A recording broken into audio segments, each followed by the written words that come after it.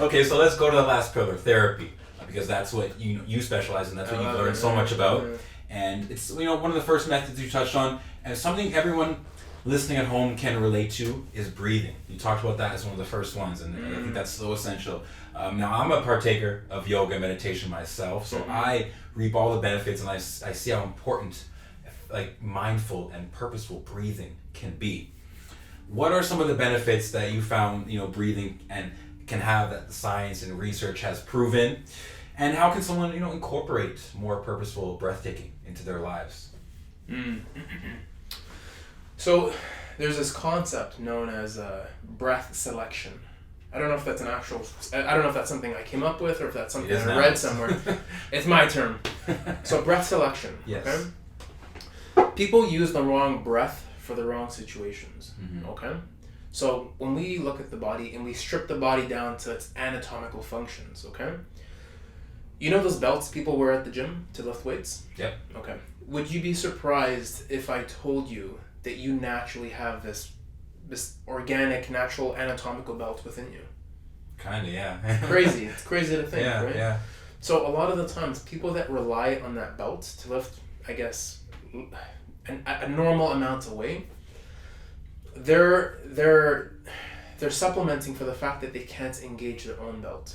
So that muscle is called your TVA, your transversus abdominis, okay? So the reason why I bring that up is because when you breathe, and I break it down in the book with those two images of the guys in the boulders.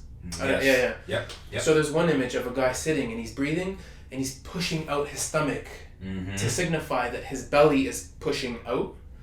When you breathe like that, that yoga breath, that breath for relaxation, what it does to that muscle is that it turns it off. It inhibits that muscle. Do you see what I'm saying? So that breath is meant, so I coined it a phasic breath. It's meant for relaxation. A tonic breath, a breath where you're not pushing out your stomach, but instead you're sucking in, that is the function of that belt that people buy, and it's also the function of that belt that you have internally within inside you. So what I'm trying to say is that why is it the first subject that I put for therapy? Yes. I put that there because when you can pick the breath that you want for the specific function that you're trying to accomplish, you're less likely to risk lower back injury. You're more likely to generate explosive power within your body. So restoring that is very important, and teaching people that is very important, because when people go unaware and they use the wrong breath for the wrong action, that's where the back gives out. Wow.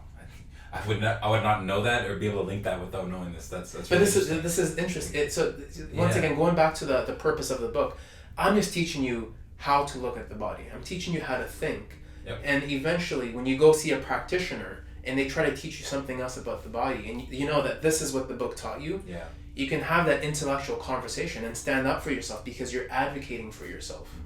Do you see what I'm saying? So the next time somebody tries to tell you to buy a belt, you toss them to the corner. Because it's like you said, it's kind of like it's in placement for something we already have.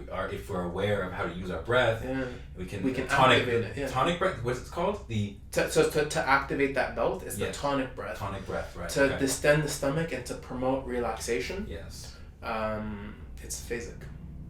Okay. And one last little fact, because it is in the book, phasic breath. So when you breathe and you're distending your belly out, it's in the book. This fact is in the book, but I'll put it out there right now. Okay. If you look at your spine, okay, so that's the back of your spine, that's the front of your spine, all right? Yes. There's a nerve that travels down the front of your spine, and it's called the vagus nerve. Yes, you're talking. Yes. Yes. So what's interesting about that is that nerve goes towards the organs in your stomach. Okay. When you breathe, the diaphragm, as it pumps in and out, will gently friction and massage that nerve, and it stimulates the organs to function better. How wild is that? So there is science to prove the fact that breathing does promote digestion. Yes. Leading to promoting what is the premise of the book? Recovery. And that's why and that's why it's the first one in that therapy section. Yes. How do we restore the body? Yes, that's why I want to touch it, because it's so important. It just branches out to everything in a metaphorical but also literal sense with the vagus nerve. It's almost philosophical, but it explains it so well.